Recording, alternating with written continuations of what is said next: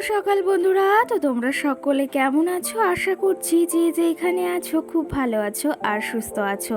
আজ নতুন আরো একটি ভিডিও তোমাদের সকলকে জানাই অনেক অনেক ভালোবাসা। আজকে হলো শনিবার আর এখন কিন্তু ঘড়ি কাটাতে সময় হয়েছে ওই ভোর 4:30 মতো। তো আজকের ব্লগটি আমি এই ভোরবেলা থেকেই শুরু করছি তোমাদেরকে সাথে নিয়ে। আশা করি আজকের ব্লগটি তোমাদের খুব খুব ভালো লাগবে। তো চলো দেখতে থাকো। আজকে কিন্তু ঘুম থেকে উঠেছি এই সবেমাত্র বলতে ওই 4:30টার সময় বললাম ঘুম থেকে উঠেছি। ঘুম থেকে উঠে এই যে আগে ঘরের কাজগুলো করছি। ঘরের কাজ কি জানো তো, বাইরে এখনও অনেকটা অন্ধকার অন্ধকার রয়েছে, তার জন্য ভাবলাম আজকে ঘরের কাজগুলো আগে সেরে তারপরে উঠানটাকে ঝাড় দেবো। কারণ এখন বেশ একটু অন্ধকার রয়েছে না, একটু বাইরে যেতে একটু ভয় ভয় লাগে। তো তার জন্য ভাবলাম ঘরের যে সমস্ত টুকিটুকি কাজ রয়েছে সেগুলো এখন সেরে নিই।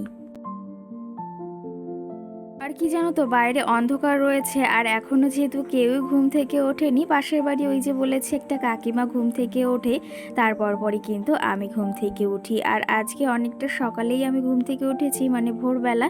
তারও একটা কারণ রয়েছে, সেটাও তোমাদের অবশ্যই বলবো। তার আগে এই যে মামামের জামা কাপড় ছিল কালকের কিছু, রোজকারের মতনও আজকে ভাঁজ করে এই যে ওর জায়গা মতো, মানে ওর জামা কাপড়গুলো যেখানে থাকে সেইখানে ওর জামা কাপড়গুলো এখন সুন্দর করে গুছিয়ে রাখছি। আর এখন যেহেতু অনেকটাই ভোর, এখন কিন্তু তোমাদের দাদা ভাই বা মাম্মাম সোনা কেউই এখন ঘুম থেকে উঠবে না। ওই উঠতে এখনও কিন্তু প্রায় 3-4 ঘন্টা বলতেই পারো। তো সেই ক্ষেত্রে আমি সকাল সকাল এই যে এই কাজগুলোকে সেরে নিচ্ছি। কারণ জানো তো, আজকে যেতে হবে আবার আমাদের মহিলা সমিতির মিটিংয়ে। হঠাৎ করেই কালকে হয়েছে, মানে ফোন করেছে সমিতি থেকে যে তোমাদের আজকে মিটিং রয়েছে, সেই ক্ষেত্রে এখন যেতেই হবে। তো তাড়াহুড়ো করলে কালকের কাজগুলো আমি সেরে রেখেছিলাম, কিছুটা থালা বাসন ধুয়ে রেখেছিলাম হাফটা। তো আর এই যে সকালে উঠে ভেবেছি আর কিছু তাড়াতাড়ি কাজগুলো করে নেব। আর না হলে না, ওই যে ভোরবেলা না উঠলে না কাজ করে পারা যায় না। তো মামামকে নিয়েও যেতে হবে, সেই জন্য একটু তাড়াহুড়োর ভিতর না রয়েছি। আর এই যে যদি আমি ভোরবেলা এখন ঘুম থেকে না উঠি আর বেলা করে ঘুম থেকে উঠি, তাহলে তো কাজগুলো একদম হবেই না। সঙ্গে আবার মাম্মামকে নিয়ে গেলে একটা খাটনি রয়েছে, ওর পেছনে সময় দিতে হয়। ওকে খাওয়ানো, স্নান করানো, ওর আবার খাবারটা করে নেওয়া যাওয়া। এক জায়গায় গেলে বলা তো যায় না যে কতক্ষণে আসবো। তো তার জন্য ভেবেছি ওকে ভাত খাইয়ে নিয়ে যাব আর সঙ্গে ওর ওই স্যারালাক্সটা রান্না করে নিয়ে যাব। না হলে যদি আবার দেরি হয় তাহলে কিন্তু ওই যে মাম্মাম খিদেতেও কষ্ট পাবে আর ওর কিন্তু প্রচুর কষ্টও হবে, কি জানো তো। সেই জন্য ভেবেছি বাড়ি থেকে ভাত খাইয়ে নিয়ে যাব রান্না করে সকাল সকাল। আর ওখানে গিয়ে ওই যে ওর খাবারটা রান্না করে নিয়ে যাব, ওটাই ওকে ওইখানে গিয়ে খাওয়াবো।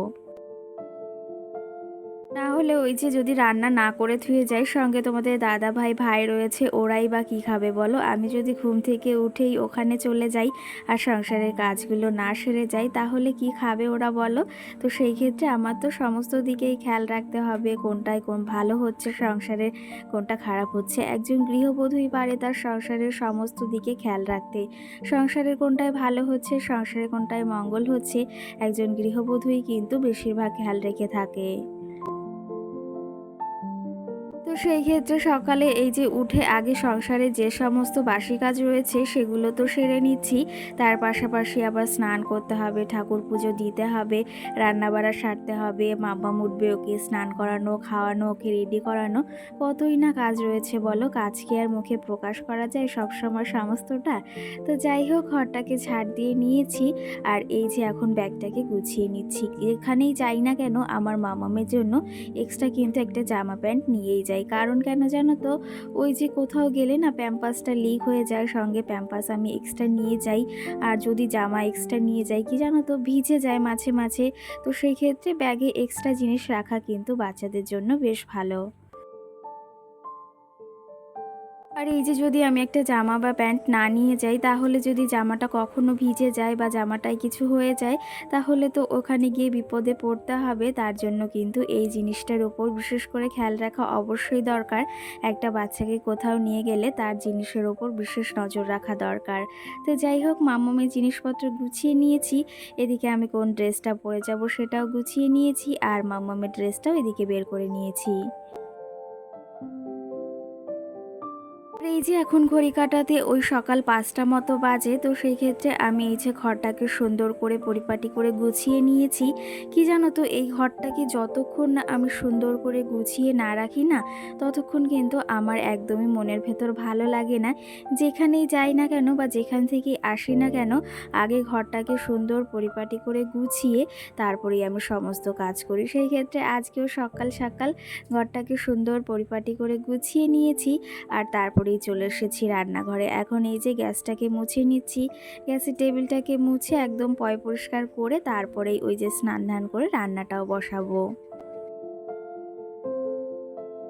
এই যে গ্যাসের টেবিলটাকে এখন চলো পরিষ্কার করে নিই। গ্যাসের টেবিলটা কিন্তু বেশ পরিষ্কারই রয়েছে, কিন্তু ওই যে রোজকারের মতো যদি একটু পরিষ্কার না করি সকালে উঠে রান্নাঘরটাকে, তাহলে কি করেই বা রান্না করি বলো? সারাটা দিনের অর্ধেকটা সময় তো এখানে চলে যায়, আর সেই জায়গাটাই যদি পরিষ্কার পরিচ্ছন্ন না রাখি তাহলে তো একদমই ভালো লাগে না। আর এদিকে দেখো, তোমাদের সঙ্গে কথা বলতে বলতে আমার রান্নাঘরটাকে কিন্তু সুন্দর করে গুছিয়ে নিয়েছি। কেমন লাগছে অবশ্যই একটা কমেন্ট করে জানিও। আর এর মাঝে ঘরের সমস্ত কাজবাজ সেরে সকালে যে সমস্ত বাসি কাজ রয়েছে সমস্তটা কিন্তু আমি সেরে নিয়েছি। আর এই যে এখন ঠাকুর পুজো দেওয়ার জন্য ফুলও তুলে নিয়েছি। পাশের বাড়ি থেকে না একটা ওই যে ননদকে সাজিয়েছিলাম না, সেই ননদটা বেশ কিছু আজকে ফুল দিয়ে গেছে। কি জানো তো, ফুল পাওয়াই যায় না ভোরবেলা না উঠলে। আর আমি তো ওই যে স্নান না করে একদমই ঠাকুরের ফুল ধরি না, তো সেই ক্ষেত্রে ফুলগুলো না ভোরবেলা যে কে নিয়ে যায় সেটাই বুঝতে পারি না। তো যাই হোক, আজকে কিন্তু বেশ কটা ফুল পেয়েছি, মানে ননদটা দিয়েছে জন্য পেয়েছি। আর সঙ্গে কিন্তু আমাদের গাছেও আজকে লাল দুটো জবাও ফুটেছে। এই জবা গাছটা কিন্তু আগেরবার বর্ষার সময় লাগিয়েছিলাম, প্রচণ্ড বৃষ্টি হচ্ছিল, তার ভেতর এই ডালটা কেটে এনে লাগিয়েছিলাম। আর এই বছর কিন্তু বেশ ভালো ফুলও দিল, আর জবা ফুলগুলো কিন্তু দেখতেও ভীষণ ভালো লাগে। গাছটা অনেকটাই বড় হয়েছে, ভেবেছি এই যে একটু বর্ষাটা কমে গেলে গাছগুলো যখন একটু মরে মরে যায় না, তখন ওই ডালগুলোকে কেটে দিলে ফের আবার নতুন পাতা গজিয়ে সুন্দর কিন্তু গাছটা হয়ে ওঠে।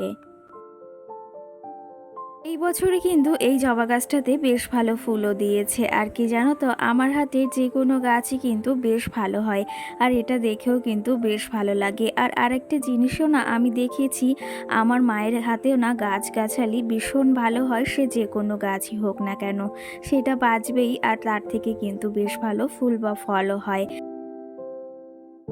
তো যাই হোক, এখন চলে এসেছি ঠাকুর ঘরে। আর ঠাকুর ঘরটা দেখো সুন্দর করে সাজিয়ে নিয়েছি। কি জানো তো, একটা বাস্তব কথা, এই যে ঠাকুর ঘরে এসে যদি একদম সুন্দর করে সাজিয়ে গুছিয়ে পুজোটা দিতে পারি না, তাহলে মনের ভেতরও না অনেকটা শান্তি অনুভব হয়। এটা তো আমার হয়েই থাকে, আর হয়তো প্রত্যেকেরই এটাই হয়ে থাকে। তো যাই হোক, এই যে সকালে ঠাকুর পুজো দিয়ে একদম সোজা চলে এসেছিলাম রান্নাঘরে। রান্নাঘরে এসে কিন্তু নিজের জন্য এই যে 1 কাপ রোয়া চা বানিয়ে নিয়েছি। আজকে আর কিন্তু দুধ চা বানাইনি, আজকে কিন্তু রোয়া চাই বানিয়েছি। কি জানো তো, দুধ চাটা আবার রোজ রোজ খাওয়াটা একদম ভালো না, একটু গ্যাসের সমস্যাই হয়ে যায়। আজকের জন্য রোয়া চা করেছি। আর এই যে রোজকারের মতো এখন একটা ডিউটি হয়েছে, সেটা হচ্ছে এই যে ওষুধটা আমাকে রোজ খালি পেটে খেতে হচ্ছে। আর দেখি এতে কি উপকার হয়। এখন মনে হচ্ছে একটু মুখের ওই অ্যালার্জিগুলো কমেছে, আর এই ওষুধটা কিন্তু বেশ খানিকটা শেষও হয়ে গেছে। আর এগুলো কিন্তু ওই যে এক একটা দাগ রয়েছে, ওই অবধি অবধি মানে রোজ একটু একটু করে খেতে হবে, এক মুঠি মতো করে। আর এই যে একটু তাড়ার ভেতরেও রয়েছি, চাটাও খেয়ে নিলাম তাড়াতাড়ি। আর এখন রান্নাটাও বসাবো, যদিও ওইদিকে ভাতটা বসিয়ে দিয়েছি। আর কি জানো তো, এই যে ভাতটা বসিয়ে দিয়ে কিন্তু এই যে গ্যাসে অনেক কাজ করা যায়। আর কি জানো তো, ওই যে বর্ষার জন্য এখন আর উনানে রান্নাটা করা হচ্ছে না। কারণ কি জানো তো, এই বর্ষার সময় এদিক থেকে ওদিক টেনে নিয়ে যাওয়া না খুবই সমস্যা হয়। তো সেই ক্ষেত্রে এখন ওই গ্যাসেই কিন্তু বেশ কটা দিন আমি রান্না করছি। বেশ কটা দিন বলাটাও ভুল, বেশ কটা মাস কিন্তু আমি এখন গ্যাসেই রান্না করছি। কারণ এই যে বর্ষাও চলে এসেছে, তো সেই ক্ষেত্রে এখন তো আর ওখানে যাওয়া সম্ভব নয়। ভেবেছি ওই যে আবার যখন বর্ষা মানে কেটে যাবে, শীতটা যখন আসবে, তখন তো বেশ ভালো একদম উঠান তারপরে সমস্ত জায়গায় শুকিয়ে যায়। আর সেই ক্ষেত্রে তখন কিন্তু রান্না করতেও ভীষণ ভালো লাগে। আর একটা কথা কি জানো তো, ওই যে বর্ষার সময় না উনানে একদম রান্না করতে ইচ্ছাটা করে না। যদি এক ঘরের ভেতর হয় সেই ব্যাপারটা আলাদা, আলাদা, কিন্তু আলাদা আলাদা জায়গায় হলে একটু সমস্যাই হয়ে যায়। আর আমাদের উনানটা তো দেখেছো একটু দূরে, তো সেই ক্ষেত্রে টানাটানি করতে না একটু সমস্যা হয়ে যায়। ভেবেছি এই যে দুর্গাপুজোটা গেলেই তারপর থেকে আবার ওই যে উনানে রান্না করব। কি জানো তো, আমাদের মতো ঘরের সাধারণ গৃহবধূ স্বামীর দুটো পয়সা বাঁচানোর জন্য কিন্তু অনেকটা ম্যানেজ করে সংসারটাকে চালায়, অনেকটা বুদ্ধি খাটিয়ে সংসারটাকে চালায়। আর কি জানো তো, একটা সংসার গড়ে তুলতে গেলে বুদ্ধি আর পরিশ্রম ছাড়া কিন্তু কখনোই একটা সংসার গড়ে উঠতে পারে না ভালোভাবে। সেই ক্ষেত্রে পরিশ্রম দিয়ে তো অবশ্যই সংসারটাকে গড়তে হয়। সেটা স্বামী স্ত্রী দুজনকেই কিন্তু কঠোর পরিশ্রম একটা সময় না একটা সময় করতেই হয়। তো যাই হোক, তোমাদের সঙ্গে কিন্তু বেশ খানিকটা গল্পও করে নিয়েছি, আর এদিকে কিন্তু রান্নাবাড়ার সমস্তটা সেরে নিয়েছি। আর আমার মাম্মাম সোনাও এদিকে ঘুম থেকে উঠে গেছে। আজকে কিন্তু মাম্মাম সোনার জন্য রান্না করেছি তেলাপিয়া মাছ দিয়ে তরকারি। দেখতেই পেয়েছো ৩ ধরনের সবজি ছিল, তো ওটা দিয়ে আজকে বাটার দিয়ে একটা তরকারি করেছি। একবেলা খাবে, একটা মাছ দিয়েই তরকারি করেছি। আর সকালে মাছওয়ালা কাকা এসেছিল, তোমাদের আর দেখানো হয়নি, একটু তাড়াহুড়োর ভেতর ছিলাম। তো ওর জন্য ওই যে মাছ রেখেছি, আরও কিছু মাছ কেটে ফ্রিজেও রেখে দিয়েছি। আর মাছগুলো কিন্তু ভীষণ টাটকাও ছিল। আর সঙ্গে কিন্তু বাটার দিয়েই মাম্মামের এখন যে কোনো সবজি বলো, যে কোনো খাবার বলো রান্না করে থাকি। তো সেই ক্ষেত্রে মাম্মাম আগে কিন্তু বাটারটা অতটা পছন্দ করতো না, এখন কিন্তু বেশ পছন্দ করে। আর এর মাঝে কিন্তু ওকে ওই তরকারি দিয়ে মাছ দিয়ে সকালে ভাত খেয়ে নিয়েছি। আজকে আর সকালে স্যালাডসটা খাওয়াইনি, যেহেতু যাব সেহেতু ভাতটাই আগে খাইয়েছি আর স্যালাডসটা রান্না করে নিয়ে যাব। তো চলো তবে, এদিকে আমি কিন্তু পুরোপুরি রেডি হয়ে গেছি। এখন এই কানেরটা পরে নিচ্ছি, সোনার কানেরটা ভেঙে ফেলেছে, এখন কিন্তু এই কানেরটাই আমাকে পরতে হচ্ছে। তো চলো তবে, এদিকে রেডি হয়ে গেছি, এখন বেরোনো যাক, অনেকটা বেলাও হয়েছে। আর আজকে কিন্তু প্রচুর রোদও বেরিয়েছে, সকলে মিলে বেরিয়ে পড়েছি এইদিকে কিন্তু। সেই ঘুম থেকে উঠেছি ভোর 4:30টার সময়, তখন থেকে কিন্তু একটুও বিশ্রাম পাইনি। আর এই যে রেডি হয়ে বেরিয়েছি। কি জানো তো, একটা গৃহবধূর কিন্তু এরকমটাই সঙ্গে হয়ে থাকে, সংসারের কাজবাজ সেরে তারপরেই কিন্তু বাইরেটা সামলাতে হয়। আর এই যে সংসারের কাজবাজ সেরে তারপরেই কিন্তু এই যে বাইরের কাজে বেরিয়েছি। তো মাম্মামকে নিয়েই যেতে হচ্ছে, কারণ ওকে কেই বা দেখবে, যেখানে যাই ওকেই কিন্তু আমার সঙ্গে করে নিয়ে যেতে হয়। তো চলো তবে, এখন যেতে যেতে তোমাদের কিছু কমেন্টেরও আজকে রিপ্লাই দেবো। আগের দিনের ভিডিওতে আমাকে একটা বোনু কমেন্ট করেছে, দিদি তোমাকে একটা কমেন্ট কতবার করছি যে তুমি কোন অবধি পড়াশোনা করেছো, কিন্তু তুমি কোনো রিপ্লাই দাও না। তো কি জানো তো, রিপ্লাই দেবো করে আর দেওয়াই হচ্ছে না। ফাইনালি আজকে কিন্তু তোমার কমেন্টে রিপ্লাই দেবো। কমেন্টটা হচ্ছে, আমি কিন্তু ওই যে এইচএস পাস করে ফার্স্ট ইয়ার অবধি কলেজে গিয়েছি, তারপর থেকে বিয়ের সূত্রে আর পড়াশোনাটা হয়ে ওঠেনি। সঙ্গে আমাকে আরেকজন কমেন্ট করেছে, শুধু তোমার বাড়িতে হয় আর কারো বাড়িতে হয় না। তো কি আমার বাড়িতে হয় সেটা অবশ্যই কিন্তু কমেন্ট করে জানিও। আমি কিন্তু তোমার কথাটা ভালোভাবে বুঝতে পারলাম না। সঙ্গে মায়া নামে একজন কমেন্ট করেছে, খুব সুন্দর কথা গো, তোমাকে খুব ভালো লাগে, সেই ক্ষেত্রে তোমাকেও অসংখ্য ধন্যবাদ।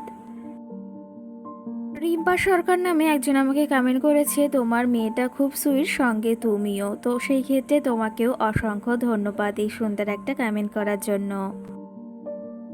নেহা নামে আমাকে একটা বোনও কমেন্ট করেছে, তোমার রান্নাঘরে যে গাছগুলো আছে ওই সেম গাছও কিন্তু আমাদের বাড়িতে আছে, এগুলো আমি সিঁড়িতে রেখেছি। আর গাছগুলো না দেখতেও ভীষণ সুন্দর লাগে, আর তোমার বাড়িতেও আছে এটা জেনেও বেশ ভালো লাগলো। সঙ্গে আমাকে আরেকজন কমেন্ট করেছে, তুমি খুব মিষ্টি বুনু। তো সেই ক্ষেত্রে অসংখ্য ধন্যবাদ। তো চলো তবে, আজকের ব্লগটি এই অবধি, আবার দেখাবো সুন্দর একটি ভিডিও। সকলকে টাটা।